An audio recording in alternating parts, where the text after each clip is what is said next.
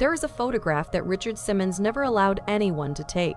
Not in his final years, not inside his own home, not even in private rooms where no camera would ever find its way to a magazine or a website or a stranger's phone.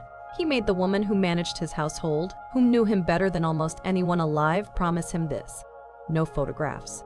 Not ever. Not anymore. This is the man who once appeared on national television so often that Americans knew his face the way they knew their own kitchen. The man whose image appeared on more than 20 million video cassette boxes. The man who could walk into a room and make every single person in it feel like the most important person in the world. That man looked at a camera in his final years and saw something he could not bear to confirm. That detail, one quiet, private promise made inside a house in the Hollywood Hills, tells you more about what really happened to Richard Simmons than any conspiracy theory, any tabloid headline, or any podcast episode ever did. And it took Diane Sawyer to finally bring it into the light. Before we get to what Sawyer found, we need to go back. Because you cannot understand the ending without understanding what was already broken at the beginning.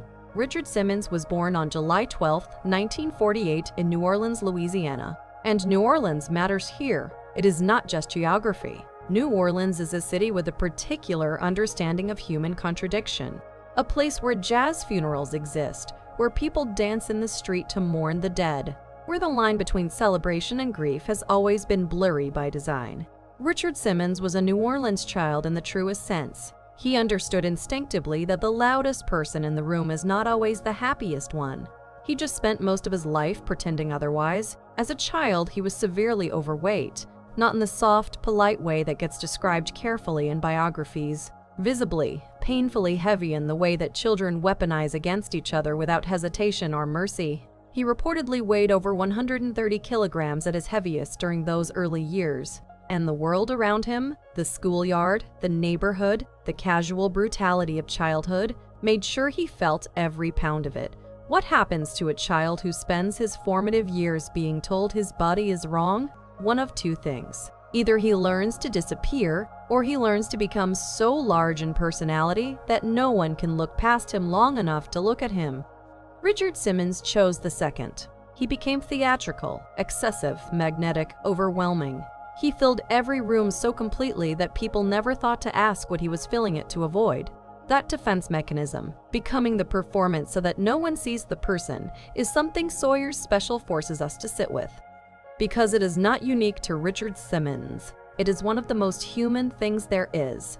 In the 1960s, Simmons left Louisiana and spent time studying in Europe, including time in Florence, Italy. By most accounts, something shifted in him there. He was surrounded by art that was centuries old and completely unashamed, beauty that did not apologize or justify itself. He came back different, not healed, but redirected. Pointed towards something he could not yet name. He landed in Los Angeles the way ambitious young men from the South have always landed in Los Angeles, with more energy than strategy, more personality than plan.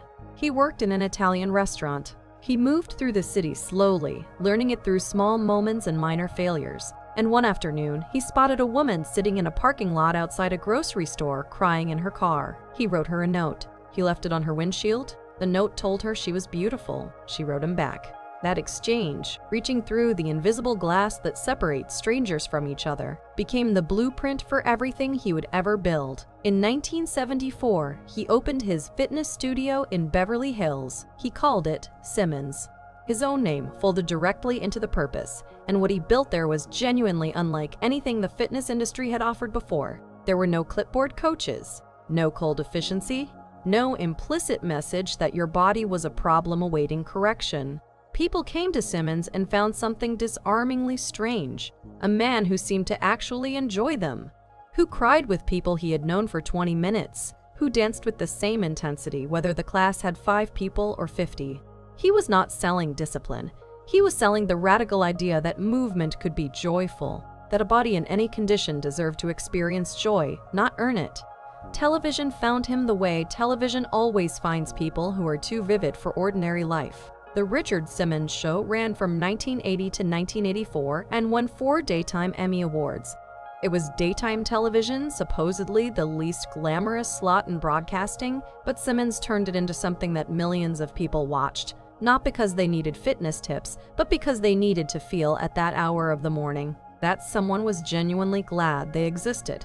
Then came Sweatin' to the Oldies in 1988, a VHS tape. Simmons in sequins, dancing to music from the 1950s and 60s, surrounded by real people, older people, heavier people, people who had never once seen themselves reflected in a fitness product. It sold over 20 million copies. 20 million!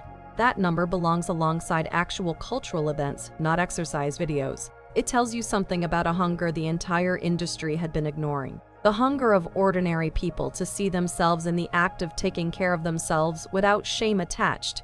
And then there were the phone calls. This is the detail that genuinely stops people. Not a newsletter, not a social media post. Phone calls, personal ones. He found the names of people who were struggling, people who had written to him, people who had been referred to friends or charities or chance, and he called them. He talked. He listened. He remembered. He called back. Some people received calls from Richard Simmons for years, decades in some cases. For 30 years, he was the man who called strangers to tell them they mattered, and he never once fully believed it about himself. February 2014. No announcement, no farewell, no graceful exit or planned transition. 1 week, Richard Simmons was Richard Simmons, calling people, appearing on television, showing up at charity events with the full force of his personality burning at maximum heat. And then the door of a Spanish-style mansion in the Hollywood Hills simply closed, and stayed closed. The world noticed immediately, and the world, to its discredit, mostly responded by building theories. A podcast in 2017, Missing Richard Simmons, produced by Dan Taberski, raised genuinely worried questions about his well-being and captured the public imagination precisely because the questions felt real. But the podcast, for all its good intentions, also seeded something darker. The idea that the disappearance had a villain. That someone was controlling him. That the woman who managed his household, Teresa Reveles, who had worked for him for over 35 years, was somehow responsible for keeping him from the world. The Los Angeles Police Department conducted a wellness check. Officers went to the house. Richard Simmons came to the door, spoke to them, told them he was fine, and they left. But here is what no conspiracy theory could account for. The LAPD found a man who was not imprisoned. They found a man who had made a choice. And the choice, that quiet, devastating choice, is what Diane Sawyer finally helped the world understand. Teresa Reveles described what she saw inside that house with the plain honesty of someone who had lived too close to it for too long to dress it up. He was insecure, she told Sawyer. He was afraid that people would see him and say that he looked old, that he didn't look good anymore. Sit with that for a moment. The man who had built an entire career on the proposition that bodies are worthy of love exactly as they are, at every age, every size, every stage, could not extend that proposition to his own reflection. He had said those words to millions of people. He had wept saying them. He had called strangers at midnight saying them. And when he stood in front of his own mirror in that house in the Hollywood Hills, not one of those words applied. There is a word for this, and it is not hypocrisy. Hypocrisy implies knowing better and choosing otherwise. What Richard Simmons experienced was something more like an immune system that works perfectly for everyone except the person it lives inside. His knees were failing him. This matters in a way that goes beyond the physical. For a man whose philosophy was expressed entirely through movement, through dance, through the exuberant, sweaty, sequined act of bodies in motion together, the loss of his ability to move was not just a medical problem, it was an identity collapse. The instrument through which he had communicated everything he believed was breaking down, and Richard Simmons, who had always responded to pain by dancing through it, was finding that he could no longer dance. He had 6 Dalmatians. They were his company through those years.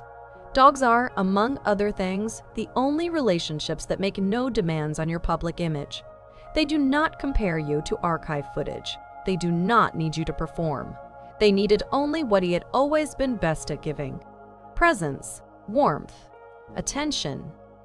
And he gave it to them even when he could give it to almost no one else. Teresa described driving him through Los Angeles on some occasions, taking him to see new buildings, new neighborhoods, the city that had kept changing while he had stayed still. She said that nobody recognized him. You can hear in that sentence two very different things happening simultaneously. The relief of a man who desperately needed to breathe air that wasn't filtered through expectation, and the sadness of a man who had once been genuinely impossible to miss, now deliberately invisible. Sometimes he wore a disguise. A clown costume, Teresa reportedly described. Sometimes he dressed as a woman. These details are, depending on your angle, either heartbreaking or deeply, recognizably Richard Simmons, because he had always understood the theatrical power of costume. The difference is that a costume worn as celebration and a costume worn as concealment are not the same garment, even when they look identical. The world outside the house continued to theorize, continued to demand an explanation that matched the scale of the mystery, because a world that loves a performer finds it nearly impossible to accept that the performance simply ended. It needs a reason. It needs a villain. It needs something more satisfying than the truth. The truth, as it turned out, was the saddest and most ordinary thing imaginable. A man who was tired. A man who was afraid. A man who had given so much of himself for so long that there was nothing left he wanted to perform, and no remaining belief that what was left, the aging, the aching knees, the face he no longer recognized as his, was worth showing anyone. He sent Diane Sawyer flowers, not one arrangement, dozens of them, arriving with the particular extravagance that had always been his native language, each carrying a small card with 5 words written on it. I trust you. Think about what it costs to say that, after a decade of refusing to be photographed even inside your own home. After 10 years of careful, deliberate invisibility. After choosing silence so completely that the world had built entire theories to explain your absence, to reach out to one of the most respected journalists in American television and say, I trust you, I am ready. When Sawyer spoke to him on the phone, she said something in the special that changes the entire frame of the story. She said it was the old Richard. The warmth was there, the humor was there. The voice that had once traveled through telephone wires into the lives of millions of struggling strangers, it was still intact.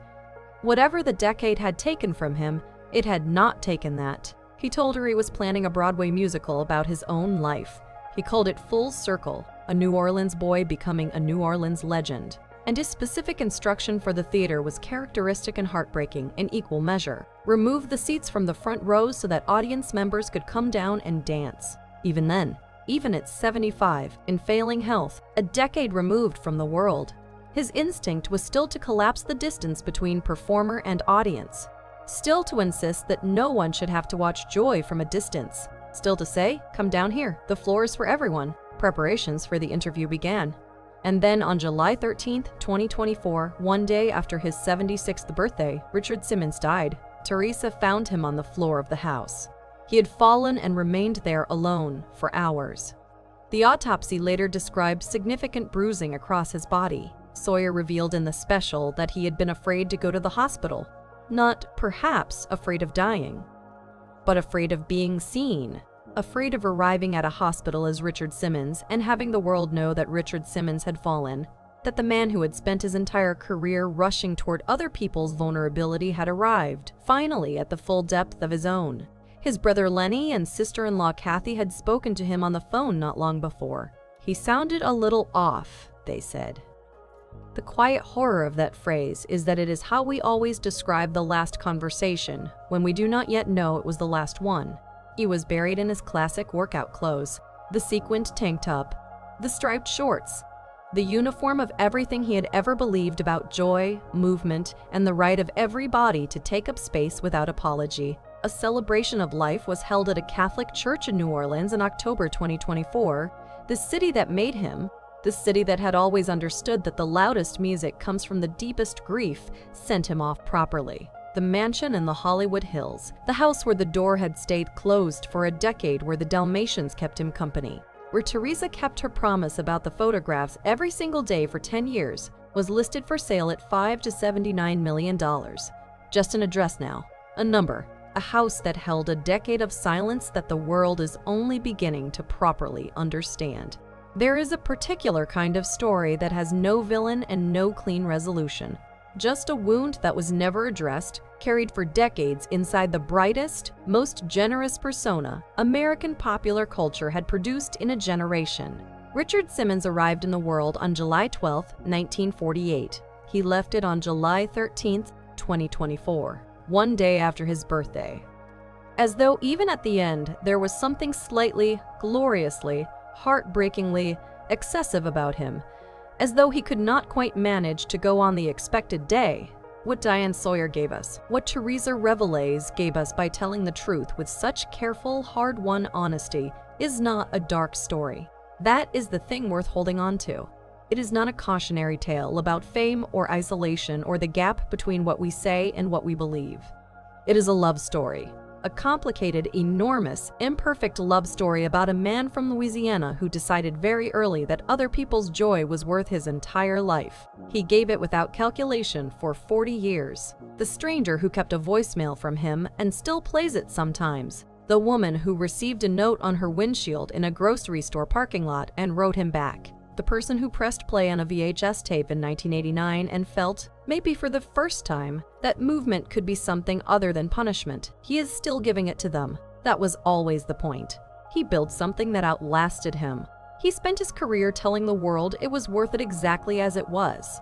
He never fully believed it about himself. And the world, busy theorizing, busy constructing villains, busy demanding explanations, never quite found a way to tell him back.